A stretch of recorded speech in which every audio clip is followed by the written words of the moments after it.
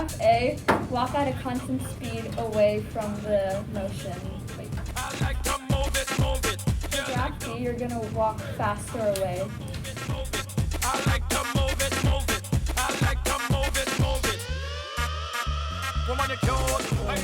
Somebody going on a walk at a constant speed, and then for graph B, it'd be someone speed walking at a constant speed. For graph A, he has to start away from the motion sensor and at a constant pace move towards it. For graph B, Grayson will have to walk faster towards the motion sensor.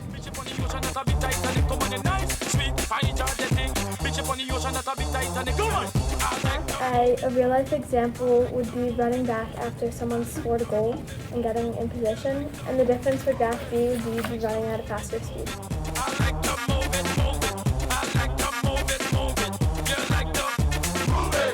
For graph A, I think Tate should stand still in front of the motion sensor.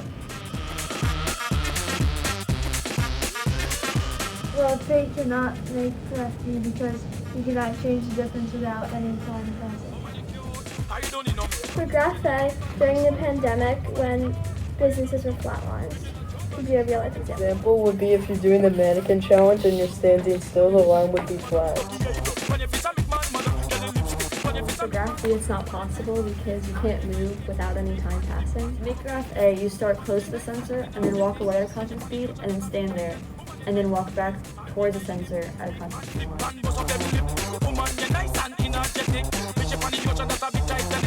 You're going to walk towards the center, stand still, and then walk away at a constant speed.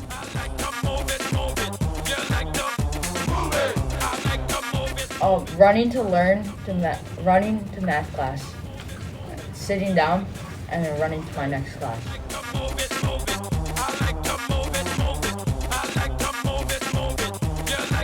When we look at graphs in science, acceleration is that curve. I think that for graph A, you need to accelerate quickly towards the motion sensor, and for graph B, you need to accelerate slower in the opposite direction.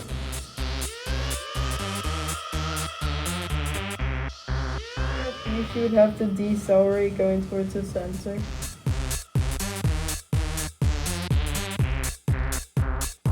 Graph A is like the virus because a number of cases can suddenly arise. Graph B is like an endangered species, such as like the red panda, like slowly decreasing in their population. So for graph A, Tate would need to accelerate away from the sensor and then de-accelerate back to the sensor.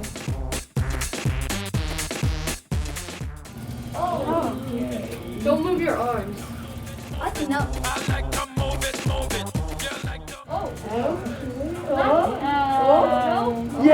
Graph B, he has to accelerate towards the sensor and then decelerate away from the sensor.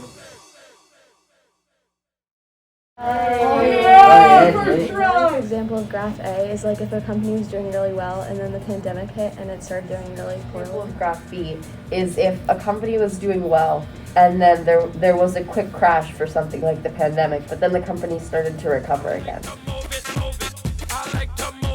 Graph A, Grayson will accelerate towards the motion sensor and de-accelerate away from the motion sensor.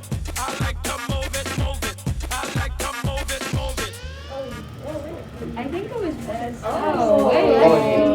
It is impossible for Grayson to act it because you'd have to go back in time. So another real-life example of graph A would be when an animal is being hunted, and so the population decreases, but then they like put a rule over that animal, so you can't hunt it anymore. You can only hunt a certain amount, so the population goes back